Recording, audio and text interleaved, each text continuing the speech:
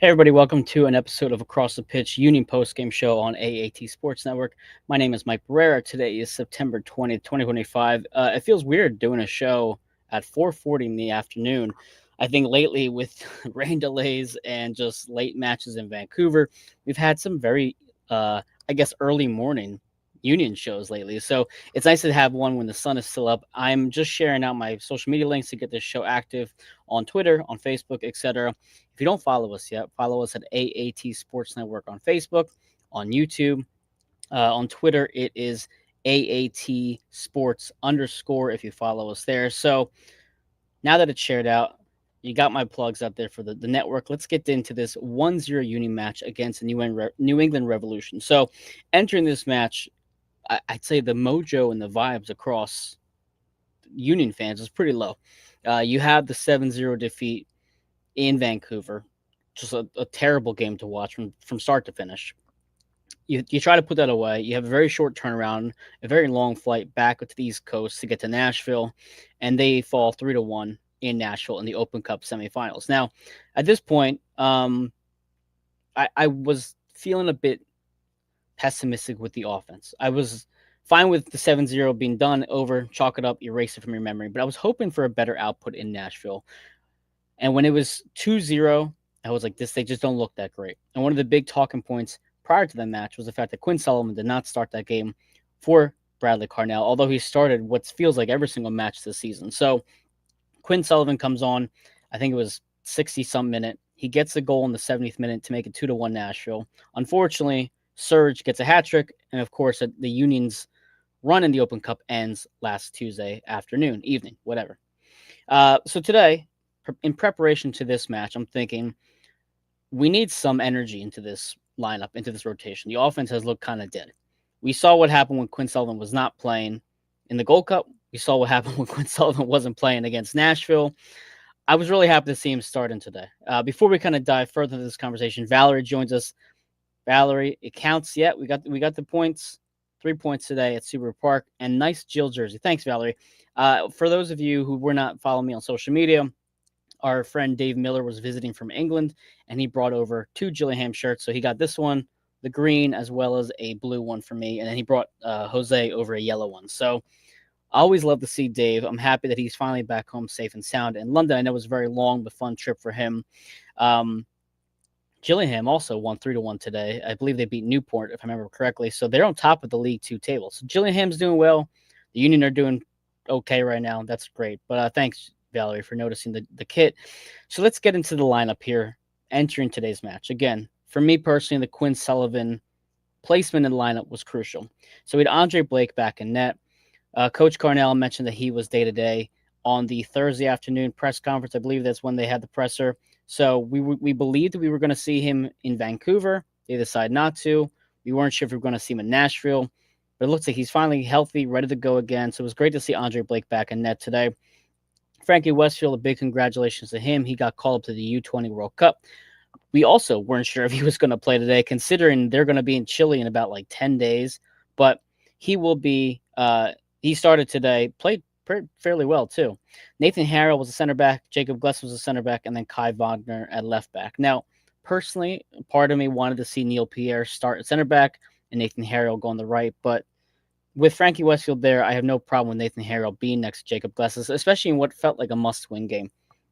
For the midfield, you have Indy Vassilev and Quinn Sullivan, Danley, Jean-Jacques, and Jesus Bueno, Ty Bribo, and Bruno Damiani. Of course, before this match, we knew not only was Macania serving a yellow card accumulation suspension, but also Jovan Lukic was going to be out for this match with a yellow card suspension. So we had 2 pretty significant players. So when I heard the Frankie Westfield news, I'm thinking, crap, I really hope he can play, because missing 3 players who were arguably one of your top contributors this season would have been tough against New England. So I was happy to see Westfield in there, and Bueno. If you read my match preview before today's game, I kind of highlighted Bueno a little bit in my preview. He has not had the year we would have hoped so far. He didn't see much time early on in the season. Even when he's played in the games this year, he hasn't been overly impressive. He's gotten 2 handballs that have cost the Union penalty kicks against Houston and Vancouver. So, really, from a expectation standpoint, And as I said in my article, I wasn't expecting Jesus Bueno to duplicate Jovan Lukic's production. I wasn't expecting Jesus Bueno to score a goal or to even play that well with Danley the way Lukic does. I was just expecting him to be serviceable. So I thought he was serviceable today.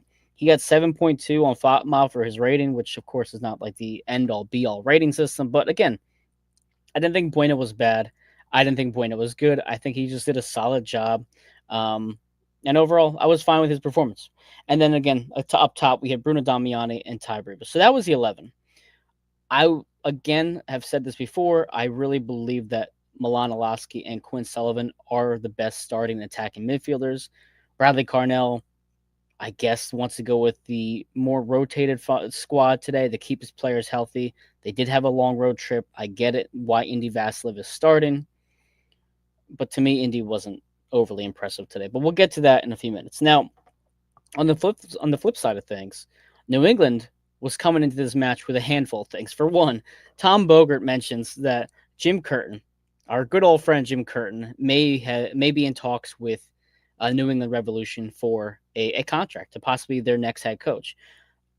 We weren't sure if he'd be possibly already signed before today's match. It doesn't seem like that's going to be done, and maybe until the end of the season. We're not entirely sure. As of right now, I believe Bogert just mentioned that they're in the talks, the early preliminary stages. So Pablo Moreira is the backup, the interim head coach, I should say, after Caleb Porter has been removed. And again, if you saw my preview, he's got a pretty decent pedigree in terms of championships. He's won with Portland, I think it was 2015. He's won with Columbus as well in 2020. So for me, I wasn't worried as much about who was their coach at this point. It could have been Curtin, it could have been Pablo, it could have been whoever. What I was more concerned about is how a team reacts once their coach gets replaced. We see it in every sport. It can be baseball, football, soccer. It doesn't really matter. Whether it's the players maybe waking themselves up, realizing they essentially cost the manager their job, whether it's maybe they prefer the assistant manager over the current one, whatever it might be, there is always a bump in play when you see a replacement at a coach, manager, whatever it might be. Beyond that, the Revolution had a lot to play for today. You know, they're 10 points back from Chicago for the final playoff spot, the 9th playoff spot.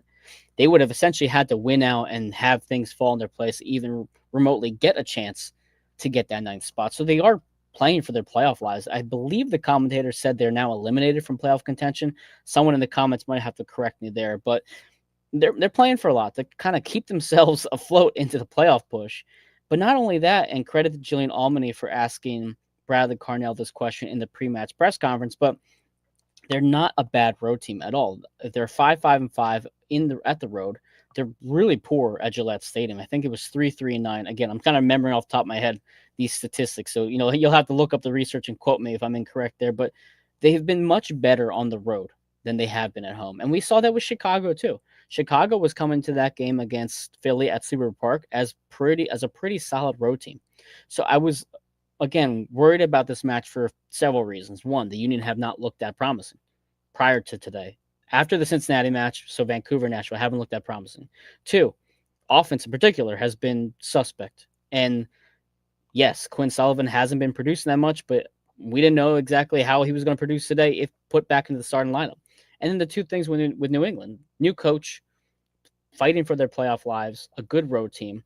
I was going to this game expecting more of a dogfight, and that's kind of exactly what we got.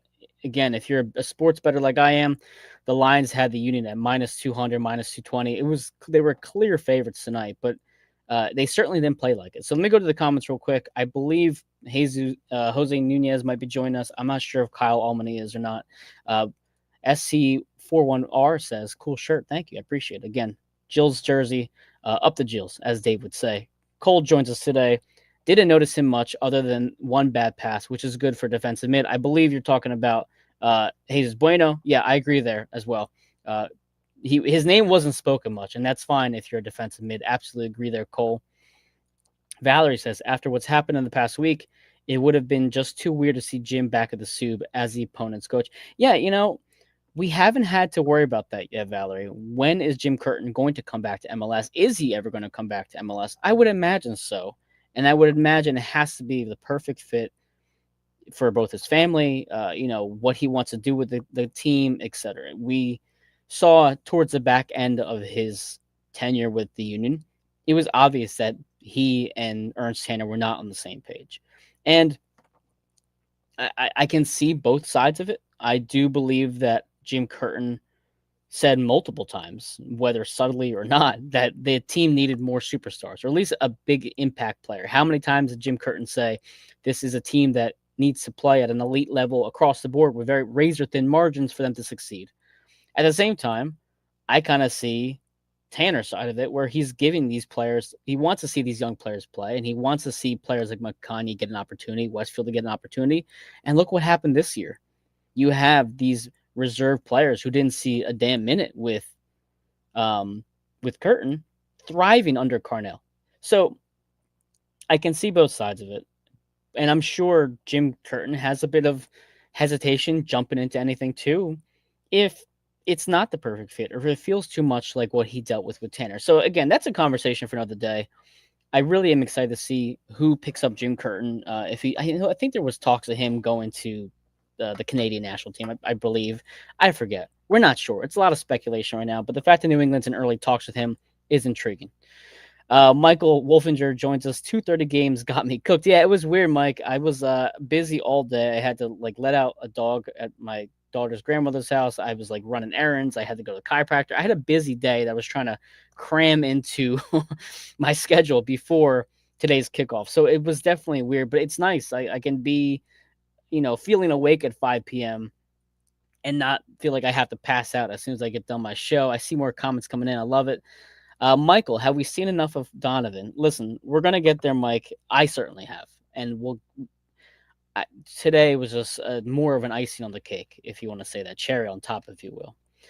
Cole says Donovan gets worse every game. Every touch was extremely poor today. Yeah, everybody's jumping on Dono. We'll get to that in a little bit. Lord of Olympia joins us. I didn't see the game, Mike, but stats indicate a good defensive effort. A fair statement. Lord of Olympia, let me take a second here to think about that. Early on, I would say they were surviving a bit. I wouldn't say the Revs were overly attacking in their final third against Blake and company, but the Union were just not doing enough offensively in the first 20 minutes. And let me pull up some notes. Actually, I can answer this question even a little bit better. So let me just pull up my notes real fast. It just felt like they were just missing a better opportunity. But thankfully, the Union were able to hunker down, get the ball out, and keep pushing the other side. But the problem is the Union were not doing anything offensively that could have countered that. So in the first 15 minutes, they were just sending a bunch of long balls. Nothing was really going to anybody. And it was like long ball, right back to Turner. Long ball, nobody's there, etc. And then we saw the ball kind of go through Quinn Sullivan a lot on the right-hand side. Again, not much was happening. The strikers were not getting involved because there was no service to them at all in the box. I want to say the 20th minute, around there, we see a switch on the offensive side. Quinn Sullivan comes to the left, Andy Vasiliev goes to the right. And again, Quinn's doing his thing, taking players one-on-one. He was by far the most impactful player in the first half, in my opinion. I just don't think he had any help around him. Even if Bruno Damiani or Tybee were dropping back to get a pass, nothing was getting to them anywhere near Matt Turner. And credit to him, he made his saves when he had to, but he really wasn't tested, I think, until, the 40th minute. Someone's probably going to have to tell me when the first shot was in the first half. It was a long time. So, yeah, was it a good defensive effort? I mean, it was fine. Did they dodge a couple bullets? Yeah, I'd say they dodged a couple bullets as well, especially even when they went up a man after the 70th minute.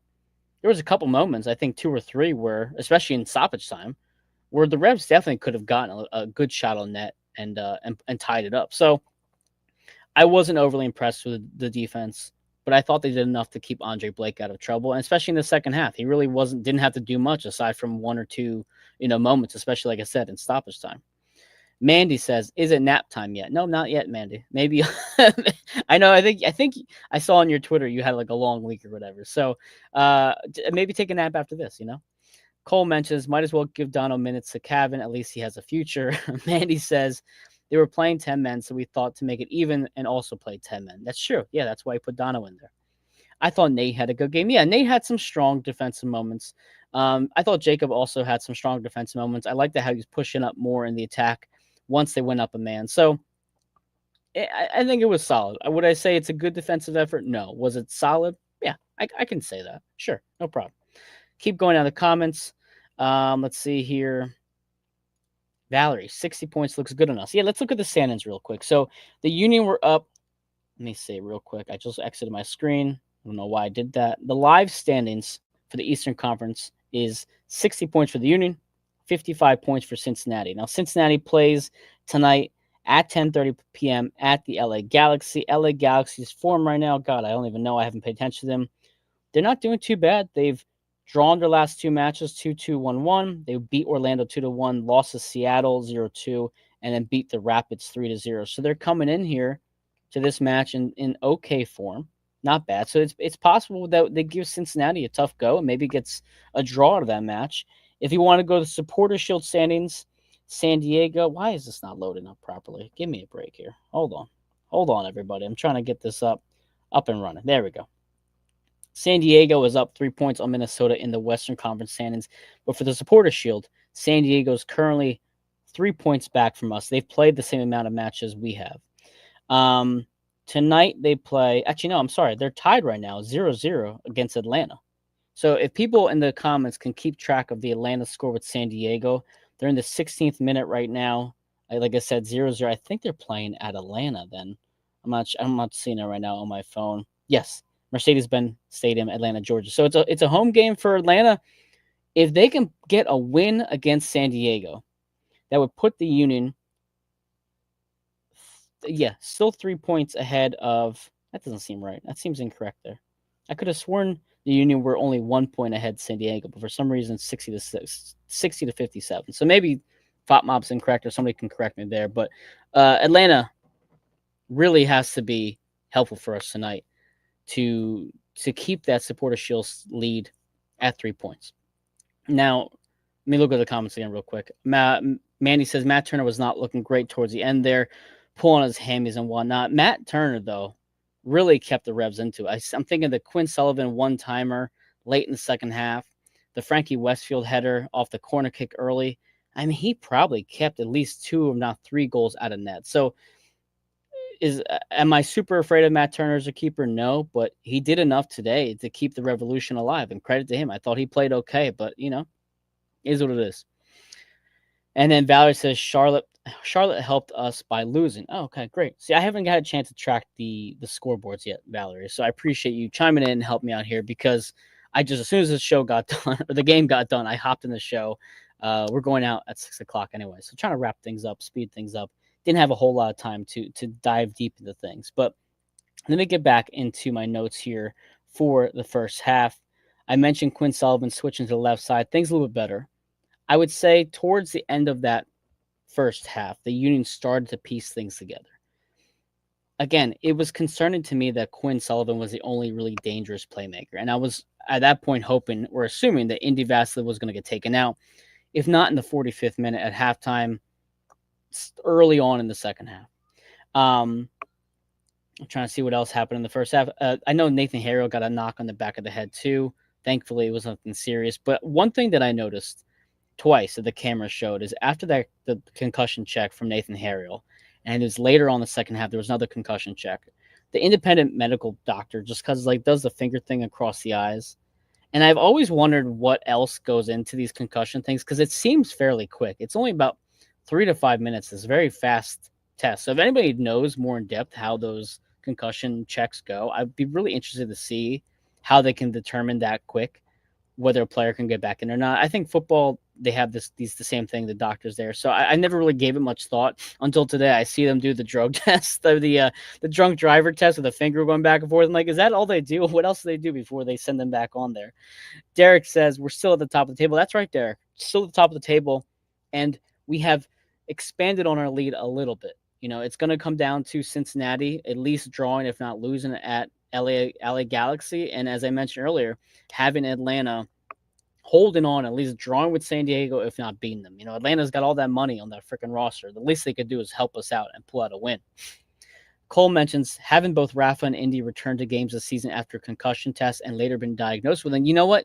Cole, I know Vasilev absolutely has. I cannot remember the match right now that it was, but Indy did get a concussion at some point during a match, played the entire game, and then was out for like 2 games. I know Raffanello had a concussion as well. So, I'm curious about these independent doctors and how much they're actually able to even see. Of course, players can try to get their way through it as well, saying, "Yeah, I'm fine. Yeah, my eyes are going. We're good." Um, Mandy says, as someone who's had 10 concussions, a majority don't even present themselves for several hours or days. Yeah, Mandy. Listen, that's a fantastic point. That's an absolutely fantastic point. Um, Concussions are such a major part of sports right now. Obviously, more so in football, but when I was playing soccer at 15, 16 years old, I remember one of the drills we did was we had to do a push up and then come up and hit a header, push up header, push up header. I can't remember what they were called right now, but I remember you do that 50, 60 times, you're feeling it on your head a little bit. Um, so I know very, very, very few soccer players wear the little helmet on them, but these players are constantly knocking their head with elbows, with the balls, obviously for headers. So I was always curious to know if it's at the same level as NFL players, considering the velocity that they're hitting each other, or what. So you're right, absolutely great point. Even if you have a concussion, you may not realize it until the adrenaline kicks off and the lights go on. It's super bright. It hurts your head. And next day you're, reeling in pain. So again, hopefully Nathan Harrell's okay. And we can, he'll be back in the next match. Mandy says they mainly check to make sure your pupils are dilating properly and that your eyes can follow their finger. Thanks for sharing that, Mandy, because again, I didn't know the details of what they were trying to do. But again, that seems kind of like a very basic test to determine whether you have a concussion. But I'm not a doctor, at least not a medical one. So there you go. But anyway, we enter the second half, or enter the halftime rather. I'm not feeling too optimistic, but as I said, the Union were at least showing me a little bit more promise. I also did Valerie, I'm not sure how to pronounce that. They look for nystagmus, is maybe how you pronounce that. I'm not sure what that is. If you want to throw a definition in there, Valerie, please do.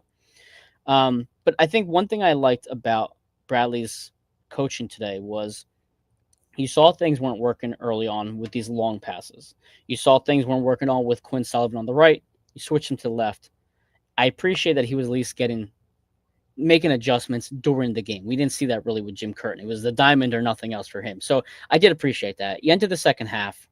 The offense looks okay starting out. Glesson's had that really nice shot from deep in the first 15, 20 minutes or so. Now, Milan Lasky eventually enters for Danley Jean-Jacques. This is kind of going back to the Indy Vasilev point, and it's going to segue our way into the Chris Donovan point as well. I know Danley has come back off international duty. Coach Carnell said before the Vancouver match that Danley had played probably the most minutes at international duty compared to the other players. And then he plays at least 25, 30 minutes at Vancouver. He starts in Nashville as well. I was not entirely surprised to see Danley come out. Granted, yes, I wanted him to play the entire match considering how good he is. But, I mean, he has logged a lot of time on his legs since the Cincinnati match and then international break, Vancouver, etc. So Milan Lasky enters the game. Now, here's again where we see some adjustments from Carnell. I was listening to the commentators, and they mentioned that it was a 4-3-3. So you had Lasky, Bruno, and Ty up top. You had Quinn Sullivan, Vasilev, and Bueno in the middle, and then, of course, the back line. Again, I'm not opposed to the coach trying to do new things, but making adjustments in the game in ways that may benefit him or at least could open things up.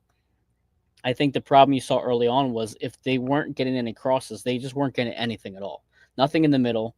The forwards weren't getting good service, like I mentioned earlier. So I was happy to see some changes because, again, the biggest gripe on Curtin was he didn't make any in-game adjustments to that level. His subs were also very obvious. So it was always Dono for Ua and, Bueno for Martinez, whatever it might be. So I was happy to see that change up, go 4-3-3. As Derek mentions here, Lasky and Quinn Sullivan are the wingers. Yeah, and I think they do the best on the outside. And I love seeing Quinn in that role as well. I think especially one-on-one. Although today he got a little too cute on 2 or 3 times. He held onto the ball a little bit too long. But you see how dangerous he is when he plays on that position. So you see in Lasky enters for Danley.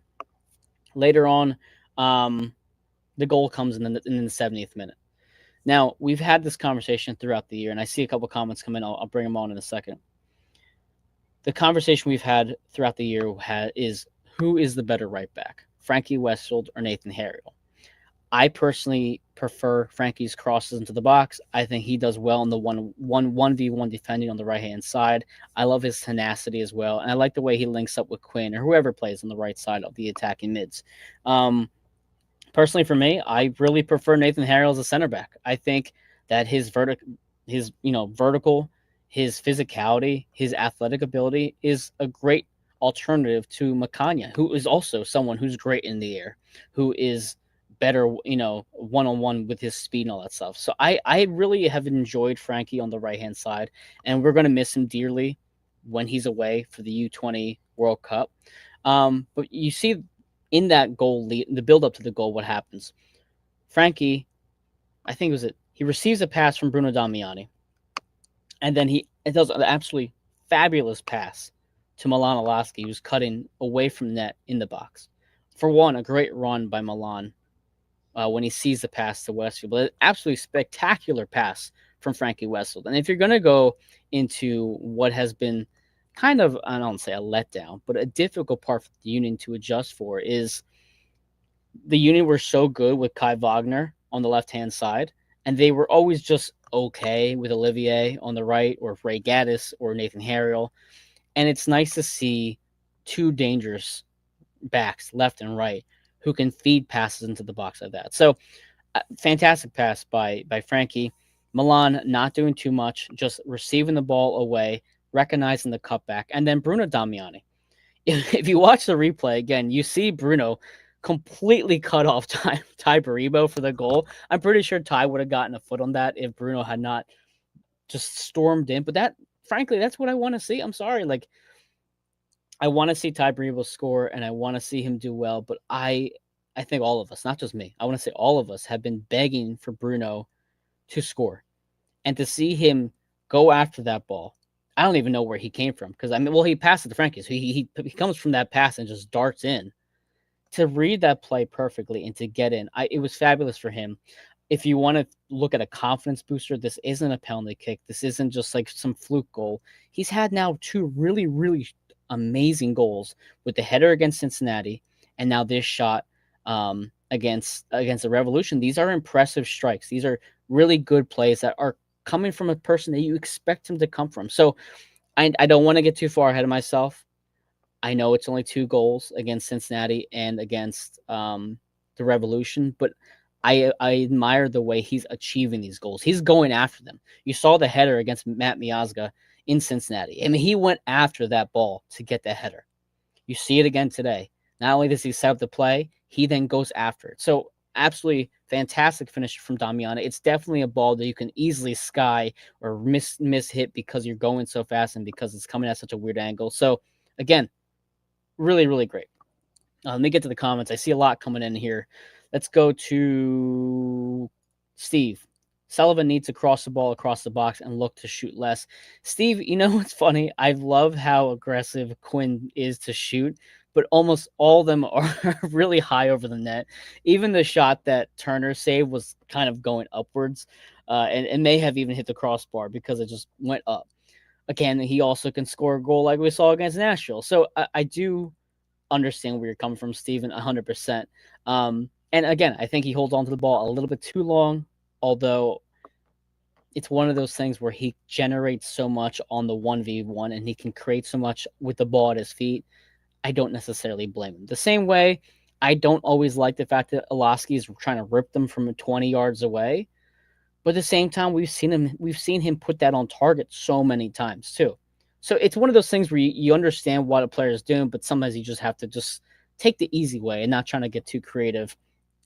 Steve also says here, Frankie Westfield is better. Nathan is a better sub. Yeah, I think if you asked us a year and a half ago, even earlier this season, you might not be sure about that. But I agree with that, Steven. I think Harriel is a great sub type of player. I don't think he's a better center back than Makanya. Makanya has been fabulous this year. So I agree. And I think if you're talking about the Union's depth, having either Nathan Harriel or Frankie Westfield on the bench is great. But in particular, Nathan Harriel, he is such a versatile player. He's played left back, he's played center back, right back. He's played the 10 before. He's obviously, or apparently, the backup goaltender too. So he can play so many positions. I like him as a sub as well, Steven. Absolutely agree. Steven says McConaughey is going to be a beast in years to come. He just needs to learn discipline. We'll get to discipline in a few minutes with Peyton Miller's little, piff that he had. CSC414R says McConaughey and Lukic back next weekend. Yeah, very nice. Ty Brebo will not be back next weekend. I saw Mandy post on Twitter. Ty Brebo was in the Bad Boys Club. He was on yellow card accumulation. He gets a yellow card at the very end of that whole Peyton Miller thing. Again, we'll talk about that whole incident in a few moments, but Ty Brebo will now be missing the DC United match. Now, am I too upset by that? No, because we should be able to go down to DC, a place we've played at really, really well over the last couple of years, and take care of it with Michael Ua and Bruno Damiani. And I pray to God not Chris Donovan. So it sucks that Brebo is not going to be there next week, but he's played a lot as well. He was away for his Israeli national team. I don't mind that he sits one game as long as his offense can build off this performance. Mandy says, I think it depends on who we're playing. I prefer Frankie mostly, but if the other team has someone with speed, feel like we need Nate. Yeah, I mean, again, that goes back to the physicality of it. Nate is just a great athlete. So, again, you can make arguments for both. I can see arguments for both. This is not me knocking Nathan Harrell. This is not me knocking Frankie Westfield. It's a great problem to have. And Bizo, so bad these days. Yeah, Steven, one of the big gripes that I had in the Vancouver match was the fact that Olivier was not chosen to play right back over Alejandro Bedoya. So how are we in a situation where Mbaizo is not starting at his natural position over Alejandro? Again, it's the Olivier project is probably going to be over sooner than later. Valerie mentions, I want to see that goal in slow-mo to see how close Ty was. It was no more than a yard, I'd say, Valerie. He was pretty damn close. Cole says, Ty has not been clinical recently, so I don't mind Bruno doing that. Yeah, absolutely agree as well, Cole. And that's what you're going to get from strikers. You're not always going to get the best finishing. We saw Ty today. He had a chance. I can't remember his written player right now. Dove in front of him, so he had to go a little higher, but he completely skied a ball over the net that Indy Vasilev had fed to him pretty nicely. So Ty hasn't been too clinical recently, but also to the whole Ty Brebo situation, most of his goals this year have been off the first touch. So as soon as the ball's fed to him, he's putting it into the back of the net. So yes, have his finishes maybe not have been as clinical lately? Sure, but the service into him has to also be clinical as well. And as I mentioned, the first half, they just weren't doing it. The offense couldn't get anything into the box. And credit to New England for hunkering down in the middle and making it congested, where they really had no other choice but to either send along or to try to hope that something connected inside the box. I see here there was a goal for Atlanta, but it's still 0-0. It was offsides. Yeah, tough one there. Colin says, dude, that was the quietest Sons of Ben game I've ever been a part of. Colin, I assume you were at the game if you're saying that. If you were, can you expand on that in your next comment? I don't always listen to the game with audio on. I sometimes watch it quietly, just easier for me to concentrate on it. I know today was the Fearless 43, I believe the Childhood Cancer Day, so I love seeing the flags there. It's obviously a fantastic cause, a really, really important cause for everybody involved. So I was hoping that the Sons of Ben would have been extra loud considering that extra bit of juice from the event.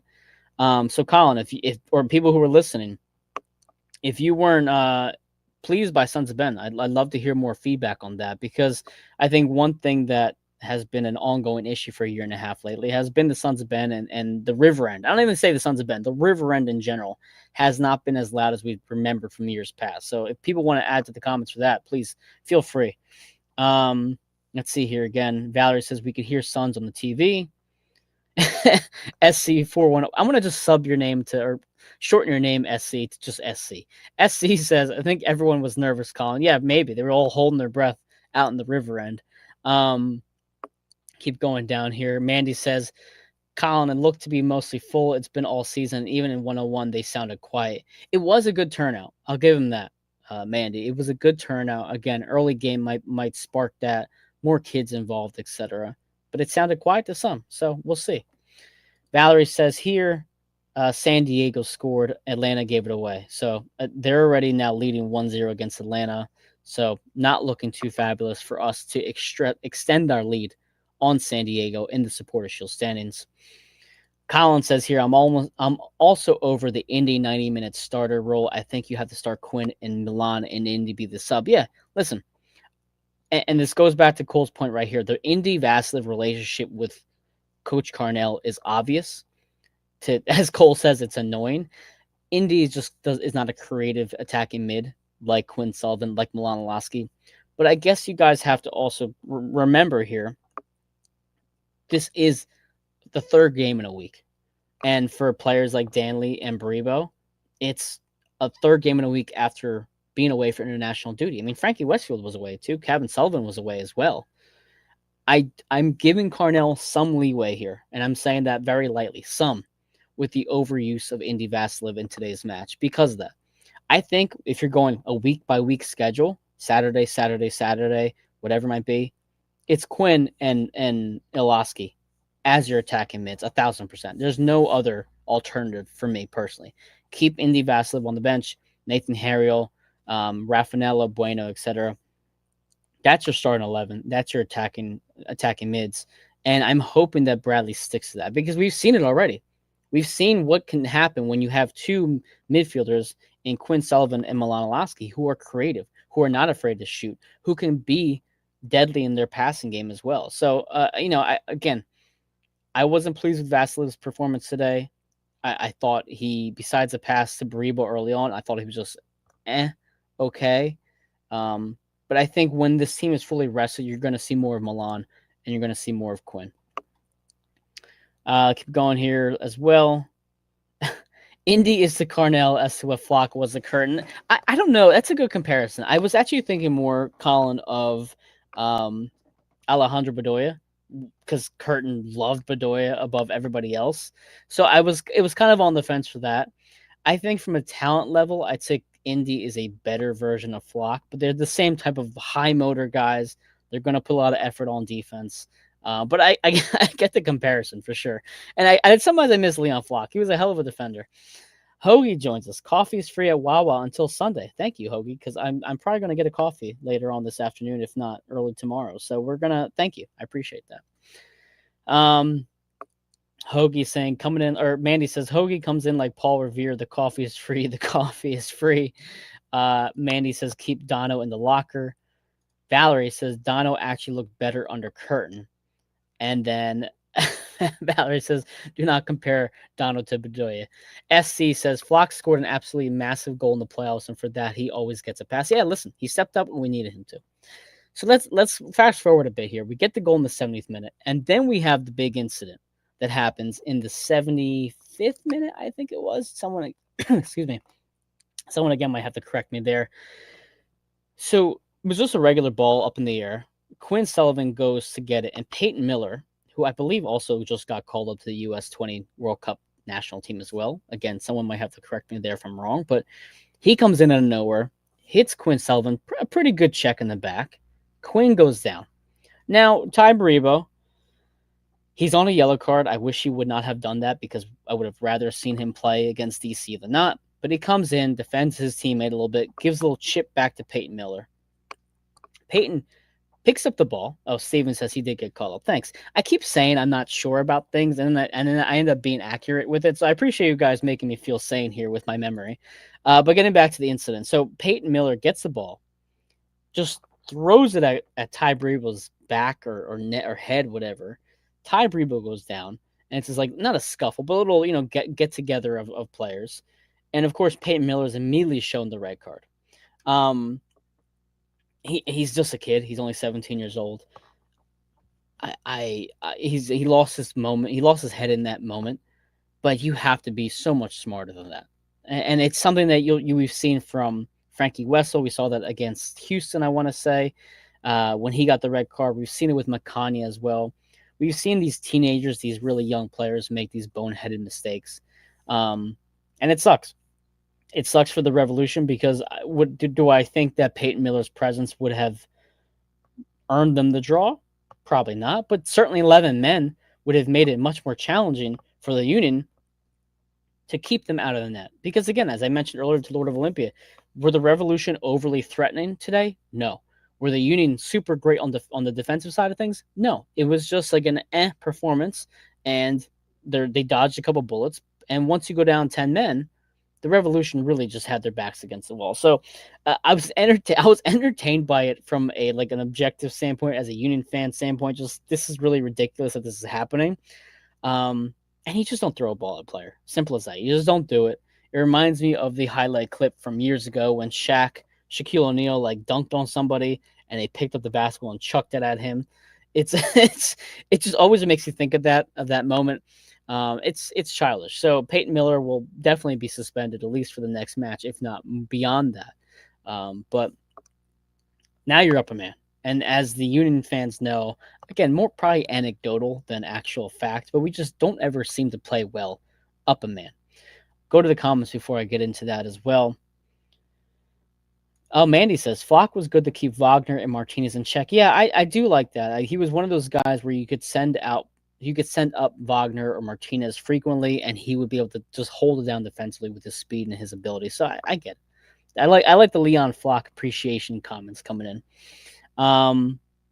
Cole says, I wonder how many times Frankie will bring up his red card at camp. Yeah, I don't think he will get removed from the camp because of that play. You don't ever want to see something like that negatively affect a player's chance at something that significant. But they're gonna give him a hard time in the locker room at the U.S. Camp about that boneheaded play. Keep going on the comments here. Glad Frankie stayed out of it. Would have sucked to miss him for U20 call-up and then a playoff match. Yeah, because here's the thing, Mandy. That's actually a great point. If he were to get a yellow card accumulation suspension, because I believe he was on warning today, not only would he have missed the DC United match and the New York City match, but theoretically, if they came back in time, he would have ended up missing the Charlotte match. Now, Charlotte on the road is always tough in general, but that's decision day. That could very well be a match that determines the first place in the Eastern Conference standings. That could very well be a match that determines the Supporters Shield standings. San Diego doesn't seem to be going away anytime soon. Atlanta's really shit in the bed right now with basically giving them a goal. So absolutely agree here, Mandy. We know how tenacious Frankie Westfield can be, and he's very much a Philly player. So kind of like Jose Martinez was. That's a great point. I think it's good that he stayed away from that and avoided a yellow card and just gets himself back to the Union as fast as possible. Let's see here. Steven says that Charlotte away match is an L. That match is going to be hard to win. Yeah, and then we'll get to the schedule in a second. Let me wrap this up, this game review here, and then we'll get to the upcoming schedule because I think that's a great point. So you have the stop at the red card on Peyton Miller. You see Uwa replacing Ty Bribo. Again, I have no problem there. It sucks that Bribo gets a yellow card on the way out. As I mentioned earlier, he will now be absent for the DC United match, which we should be able to handle without him. You see later on, as the Union are attacking, I thought they played okay up a man. I think Valerie mentions here, yep, we did look better up a man. I thought we were fine. The big missed chance was Frankie Westfield with a really high and good cross to Milan Lasky, and it seemed like he almost didn't know what to do, whether to head it, whether to just chip it in, a one-time it in, and then hit it in, a volley, whatever. And Milan just misses a really great chance to make it 2-0. But they looked dangerous. They looked like they were in more control of the game. You saw Jacob Glessens even make a great run behind the defensive line. And it looked like they were at least keeping New England away from Andre Blake. As I kind of go through here, Milan had, I think, one or two strikes from outside the 18. One of them went way over the net. Again, we're kind of going back to the Quinn Sullivan argument with what he does sometimes a little bit too much. I think Quinn takes too many long-distance shots. I think he holds on to the ball too long. Milan sometimes takes one or two shots from outside the 18. And I get it if it's a 0-0 match, 11-on-11, you're trying different things. I get it. I think in this moment right here, why give New England a chance? Why give them the ball back? Maintain possession, find a better pass, kill some of the clock. So I would have preferred to see Milan a little less trigger happy once the red card came out and once we went up a man. But again, he's been great so far, and he's a scoring machine this year in MLS. So I'm not entirely opposed to it. Some more comments here. Uh, Sexy Hoagie says, looks like we're going to make Champions Cup for the next year. Yeah, probably. And that's going to be a whole congested schedule in itself. I believe then, if that's the case, we make the Champions Cup, we can only be in either Open Cup or Leagues Cup. We can't be in all three. I don't believe. So I assume that we'll be in Leagues Cup next year since we weren't in Open Cup this year. And Lord of Olympia says the verdict on Bueno. We talked about this briefly earlier, Lord of Olympia. I didn't think he was good. I didn't think he was bad. He was almost kind of invisible at times, which is fine considering he's a defensive midfielder. And as SC says here, consensus was that he was okay. And I thought that's fair. But listen, I think one thing that's unfortunate about that is that he was just okay. We see Lukic every single time on the field. We see Danley visibly on the field.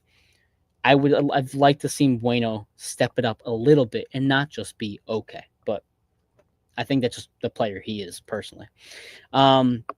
Valerie says maybe someone can suggest to Bradley that he saved Chris for those games we are playing against 10 men. I don't know. Or maybe just save Chris for training scrimmages. And then Mandy says, I'd rather do Open Cup. Leagues Cup is such a sham. Yeah, I like Leagues Cup from a international standpoint with the Mexican teams coming to Super Park. I love the energy. As Jose and I have mentioned, we're both Hispanic Latino men. We really enjoy that type of soccer environment. But I like Open Cup better. And honestly, I was very bummed when we got kicked out of Open Cup this past Tuesday. I would rather win Open Cup than Supporter Shield. Yes, our Supporter Shield in 2020 wasn't exactly, the most spectacular accomplishment considering we beat up on the Revolution like 6 times that year. So I always have little asterisks next to that victory. But if you had to put the two of them, I just want to win Open Cup so bad. It kills me every time I think about the early years in Union history with those Open Cup runs. And I just think we were capable of doing it, but is what it is. There's always next year, and unfortunately, I don't think we'll be in there next year. We'll probably be with Leagues Cup. So, fast forward to the remaining few minutes of the match. Donovan comes on for Bruno. Raffanello comes on for Bueno. So let's talk about Donovan. I know this is a hot topic today. Chris Donovan looks afraid when he touches the ball now, and I feel for the kid. I do. I feel for him. It's not his fault. He's been put into these positions, but I think somebody said earlier, he looked a little bit more dangerous under Curtin. And I don't know if that's a confidence thing. I don't know if it's because Bradley's not playing him as much as Curtin did, and he just doesn't feel comfortable. But there was 2 moments in this match that really just made me cringe. One, for those early Union fans here, and I'm gonna say his name, and I hope that the ones who've been here since the beginning, like I have, remember this. There was a moment years ago when Andrew Wenger just ran the ball completely outside the line, out of bounds behind the net. And Donovan had a similar incident happen today. He has the ball on the sideline, running down the sideline. He just drives the ball out of bounds. Nobody was even near him by about 2 or 3 yards. And it was just one of those moments where, like, God, just keep the ball straight. Like, just keep the ball straight. Run to the flag if you want to. I don't care. But you can't just run out of bounds in that moment. You can't. Nobody was on you. The second time, the ball somehow finds him. Yeah, there you go. Steven says, I remember the Wenger incident. It was atrocious. Yes, thank you. I can't. Some people were not around yet for that. So I appreciate that at least one person out there does. But the second time was even worse, frankly. He gets the ball in the box. It's on a tough angle. I'll give him that. But crossing it at that point was going to be a little bit more difficult to find a player based on the angle he had, based on the players in the box. Secondly, his cross was not good whatsoever. It was terrible. But, like, just take a damn shot. Rip it at Turner. If it gets saved, you have players crashing into the box. Maybe it's going to ricochet to one, especially because you're, 5 yards away from Turner? There's a good chance that if he gets a hand on it, it's going to either go into the net or it's going to come into the middle of the box around the 6 and create another chance. It goes to lack of confidence. I liked that he scored against Frankfurt in the friendly. I was hoping that would be something that could help him, that just build some confidence. But the Chris Donovan thing, it's the Union were not up 4-0. Somebody said it earlier. Why are you not playing Kevin Sullivan in that moment? I don't care if he's undersized. put him up top or get creative with the midfield, whatever you got to do, and bring Cavan into the lineup. We saw him for 45 minutes against against Nashville when we were heavily rotated in the second game of the season, the second time we played Nashville earlier this year. We've seen him play big minutes already. We haven't seen Cavan in quite some time. And actually, now that I say it out loud, I'm actually pretty curious when the last time we saw Cavan Sullivan play a match. I'm going to pull this up real quick. Bear with me here. I don't want to be not saying anything for too long here. But the last match he played Union 2. I don't count that. He was on the bench for that game. He played against Chicago, I believe is what I'm seeing here on FOTMob. So that was August 23rd. It's been a month since we've seen Cavan Sullivan play a game with the first team. Granted, there was international break in between. I get that. But shit, throw him in there. At least, at the very least, he's going to bring a lot of energy. But if there is a chance and an opportunity to score a goal, he's going to be a better finisher. He's going to be a better passer than Chris Donovan. I'm tired of it. I really am. And I'll bring up the comments here in a second here. Let's see. Valerie. Wait, no, I'm going to go up a little bit before that. Steven says, Bueno is a mid player. We have seen this ceiling and, more importantly, seen his negative impact on the pitch. Yeah, that's fine. Colin, can we stop talking about Donovan? I had to bring it up today just because of how much he was brought up in the comments. I had to. He's decent in the air. Yeah, that's fine. Cole says, it's not often you hear announcers harp on players having bad performances, but with Dono, it is quite often. I agree as well. Mandy says he looks startled by the ball every time, like he forgets it's a ball sport. Steven says Andrew Wenger, Jay Simpson, the Union have had their fair share of garbage attackers. You can say that again. But Michael brings up a point. We can sub in Sal or Cavan. But again, Marcus Anderson seems to be a player that has just been forgotten from this Union first team roster. We saw what happened last year when he had the blunder in Cincinnati that cost us the game. We've seen him very few times at Union first team so far this season. He's basically been primarily with Union 2. I cannot imagine that Sal Olivas or Eddie Davis or Marcus Anderson or anybody else on Union 2 is worse than Chris Donovan. Again, as Michael mentions here, Cavan Sullivan is on your bench. You only have him for another 2.5 years. Let's get as much use of him as we can, because what good is he doing on the bench then at this point, really? Cole says also when Cavan plays, keep Quinn in. He plays better with him. Yeah, I mean, the brother connection's there. I get it. And then Valerie says Cavan warmed the bench next to his dad, Ali. Yeah, I know. Alejandro Bedoya did not play today. Which is fine. I wasn't opposed to Alejandro not coming in. I did not want to see him today personally. Give him a rest. Let Raffanello come in. I thought Raffanello was fine. There was a moment late in that match where Rafa is like cheering up the sideline after he like put the ball in the corner. I always loved Jeremy's energy. I always thought he brought 100% whenever he played. And as I've said earlier this year, Raffanello hasn't played badly. I can't remember a time when Jeremy has looked like out of place or poor in his performances. Granted, he hasn't played a lot. He hasn't really played maybe more than 4 or 5 matches total with all the minutes combined, but he's been fine. And I think he warrants a bit more time. That's all I'm saying. So you get into the stoppage time. It was 7 minutes of stoppage time because of the red card on Peyton Miller. Andre Blake is forced to make a save extremely late into the match in stoppage time. Just gets it enough on it to force a corner kick, and then the header was it? Yeah, it was a corner kick, and then later on was a free kick. Either way, Andre Blake had to do a little bit too much to end this match. And again, the Union's issues in stoppage time, closing out the match, kind of popped up again. I know that Revolution didn't score, but it creeped up there a little bit in second half stoppage that the Union could not put this one away. So. And Michael actually says right here, Blake was going off on Kai. Good. You know what's funny, Mike? Kai Wagner goes off on everybody he can whenever something bad doesn't go his way or something bad happens. It's nice to see Andre Blake, or anybody for that matter, go against Kai. And this is not anything against Kai. I love Kai. I love that he brings that attitude, and I like that he holds players accountable.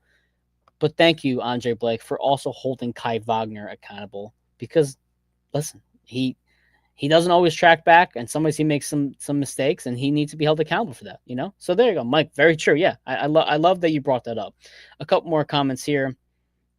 Let me see here. Cole. He had a great training stint with City. Then Carnell raved about his performance in training, and he still has not seen time. Yeah, listen, that's actually, I forgot about that entirely, Cole. Thank you. Cavan goes away to Man City. Apparently comes back with this brand new confidence and is really just a better player as a result. We heard it from Carnell. I think we've heard it even on the commentators' feeds as well during these matches, but he hasn't played. It makes me question a lot of things. That's all. Let's keep going down the list here. Before the blunder, Marcus was doing great. Lots of speed and always pressing regarding the mistake against Cincinnati. Yeah, I definitely agree there, Mandy, as well. And he looked good in the Atlas match. He scored a goal in the Atlas match. I think he won the game against Atlas in that friendly, which, of course, is a friendly, but, whatever.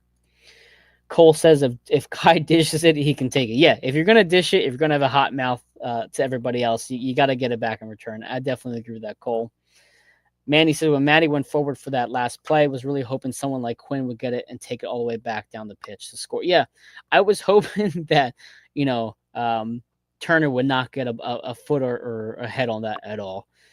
The free kick from, I think it was Carl Skill hit the free kick, did make contact with the New England Revolution player in the box. And thankfully the header went over Andre Blake's head by a good couple of yards. But still, it was nerve-wracking to end this game. And as I said earlier in this show, and as I said in my match preview, the Revolution were not just a team that was going to fall over and die, or just not show up to this game.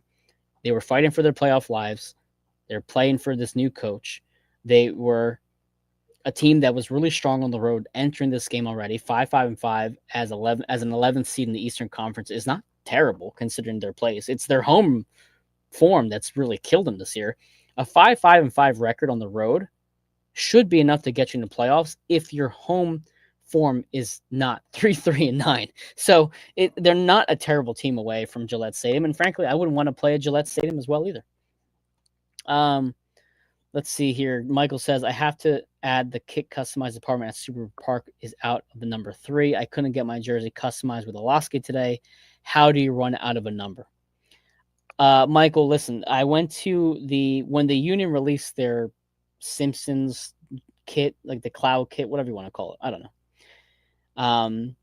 I got the pre-order for Jack Elliott, and when I got it, they forgot a T in Jack Elliott's name. So then I had to go back and get a second. I thought they were going to take my kit and just give me a new kit with a second T on the end of it. They ended up just letting me keep the original one and get a new one with the correct spelling for free, basically. So I have 2 Jack Elliott kits of that, Cloud jersey, one of which is just spelled incorrectly. So I haven't worn that one on the air, I don't think, in quite some time. So I'll have to wear it next time. You made me think about it. But yeah, you're not the first person to say that, Mike. I've heard other people complain about the customization department at Subaru Park. I believe they didn't have anything for Andre Blake at one point as well. I don't remember that entirely. I remember somebody had a Blake kit and they just wanted to get it on there and they couldn't do it for some freaking reason. I don't remember why. But it's not the first time I've heard of that. That's the whole point I'm trying to make. So let's end this show here at 50. I spoke for an hour straight. Good for me. I mean, I held it together. Let's end the show with looking at the upcoming schedule. So the Philadelphia Union have a road match at DC United at 7:30 p.m. on September 27th. I will be at my nephew's birthday party. Yes, my nephew's birthday party during that or before that. Coming back here, I will have the show afterwards. So we'll be on the post-game show next week for that. After that, they have a home match on October 4th against NYCFC. I will not be doing a post-game show for that. I'm going to a concert with my friend in Philly at the former Electric Factory. I think it's called Franklin Music Hall or something along those lines now. I'm seeing the story so far. I think that's who I'm seeing now. I'm not sure. Story so far. I like how I'm taking time to look this up because it's going to bother me if I get this wrong. Yeah, the story so far, and I think it's another band that I can't think of right now. At Franklin Music Hall. And actually, for those people who like concerts and everything. I saw Papa Roach last night and Chevelle at the PPL Center in Allentown. Fantastic show. Papa Roach is great live. Never saw them live before. They put on a hell of a show. I've seen Rise Against, who is my favorite band besides the Chili Peppers, 6 times, I think. I've seen the Chili Peppers twice. So, again, I'm getting off track here. I'm sorry. The NYC CFC match, October 4th, I will not be doing a post-game show. Whether Jose or not does it, I'm not sure. And then we get a 2-week break. And then we have Charlotte to end the season. Now, I've said this earlier, probably on one of our shows. These next 4 games, you have to get at least 10 points. I think SC mentioned it earlier. The Charlotte game feels like it's a loss just waiting to happen. You have, yes, Mandy, I've actually seen Chevelle 3 times. I've seen Chevelle open for Sick Puppies years ago. I was 18. I'm 34, so 16 years ago. I saw Chevelle with Breaking Benjamin in Camden, and I saw Chevelle as a headliner in Stone Pony just the other week. So, Mandy, Chevelle, fantastic show. Always is. But sorry, again, I digress. I said this earlier in the month. If you get 10 points to end these last 4 matches, that should be enough to give you the Supporter Shield. I know Miami has games in hand. I'm not afraid of Miami. They don't have Suarez as well for, I think, a couple matches, maybe. I'm not sure how long his MLS suspension is, if he even got one. So I'm not afraid of Miami. I am afraid that Charlotte could possibly creep up there. If you look at the table right now, they have 53 points. Why am I looking at ESPN? That app doesn't have it up to date. I'm pretty sure they still have 53 points. Bear with me here as I look at the MLS table.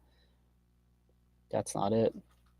53 points right now for Charlotte. So they're back 7 points. They would really have to go on a run to try to catch up to the Union for the Supporter Shield or for the top of the Eastern Conference standing. But again, if you get 9 points or 10 points in these next 4 matches, you already got 3 today, that should be enough. A road game in DC United is a must win. And it's not even because I'm saying for the Shield. It's not even saying for the standings. There is no excuse whatsoever that you lose to a team that currently is at 25 points. There are 5, 10 draws, and 15 losses, and they have a minus 28 goal differential. Minus 28 goal differential is the worst in the entire MLS. I'm looking right now to double check. That's the worst goal differential in MLS across the board. And at home, let's look at their home form. They're 2-7-6 at home with a minus 11 goal differential. So no excuses. DC United is a must win. At home against NYCFC. NYCFC has not been bad whatsoever in the second half of the season.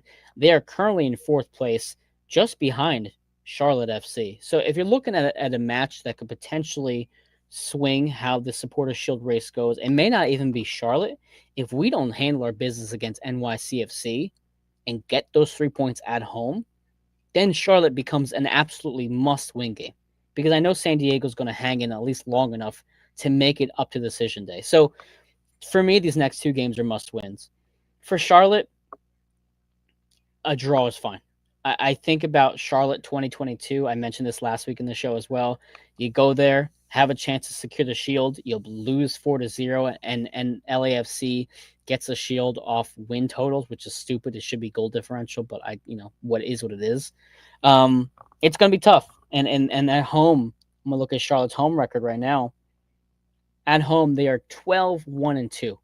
12, 1 draw, 2 losses, a plus 18 goal differential. At home, they're extremely strong. I have no confidence in this team right now to go out there to win a game. But listen, the Union have been basically in a playoff atmosphere or mode for the last 3 or 4 weeks, if not longer. They have to carry that. They have to carry that into the playoffs, and they have to carry that into these last few matches. So I'm really intrigued to see how they perform against DC United. As Mandy says here, DC game feels like a trap game compared to Charlotte. Yeah, DC absolutely feels like a trap game. At the same time, Mandy, DC is very much a get-right game. It's a team that has nothing to play for. They're already eliminated from the playoff contention. You go down there and you beat the shit out of them. I mean, this is a get-right game if there ever was one. Especially for players like Michael Uhre, who's been on the bench now for what seems like most of the season as a sub. give him the start, get him a couple goals. A player like Lukic, who hasn't had a goal in quite some time, who's had some so-so performances as well, get his confidence up. This is a great game, excuse me, to build up your confidence. To get a 3 to 4 goal victory would be incredible coming back home to NYCFC, especially because you're entering that break too in October. Get those 2 wins and make them impressive. And if you can beat up DC United 3-0 or 2-0 even, I like the momentum coming back to New York City. I do. And then again, entering the break. A couple more comments here. Let's see. Wait, Hoagie says they messed up my Rick jersey. They put a D instead of an R. So, Hoagie, I'm curious if you still have an Andrew Dick jersey. If you do, you'll have to post or send me a photograph of it because I would love to see that. Send it to me on Instagram or Twitter, whatever. That's hilarious. An Andy Dick jersey there. There you go. Let's see. We're going to go through the comments as well. Mandy says, we got to win these last 3 matches so we end with 69 points. Yeah, listen. It's a great number to end on, Mandy. Absolutely agree. And then Amika Hattie coming. I love that. Or, as Valerie says, 6-0 like we did before. Yeah, listen. We've done it before. We got to do it again now. I want to see a really, really impressive showing from the Philadelphia Union against DC United. But this is the Across the Pitch show. I've talked for 1 hour and 6 minutes. I appreciate everybody joining the conversation, adding to this to this discussion here. It does not go unnoticed. I really appreciate you guys hopping on. And it's only 5:45. The night's still young. We can all go out and have a good time now on a Saturday night. So again, this is Across the Pitch Union postgame show on AAT Sports Network. That's AAT Sports Network on Facebook and YouTube. AAT Sports _ on Twitter. My Twitter handle is mbarrera, Barrera 1323 on Twitter. I'm on there way more than I should be. So if you ever have a question, want to reach out, follow me on there, comment on there. Absolutely love to meet people and get to know as many people as I possibly can who follow the show and who are Union fans. Like, Mandy, I still have never met you. Sexy Hoagie, I've never met you and Philly Rovers. Like, I need to meet some more people. Michael, I don't think I've met you yet. I'm terrible with names, so I'm sorry if I see you and recognize you but don't remember your name. I'm awful with names, so it's not intentional. I promise you. But this was our Across the Pitch postgame show. The Philadelphia Union secure the 3 points. They earn a 1-0 victory at home at Super Park. Thank you all for joining us. Go Union and go Eagles tomorrow.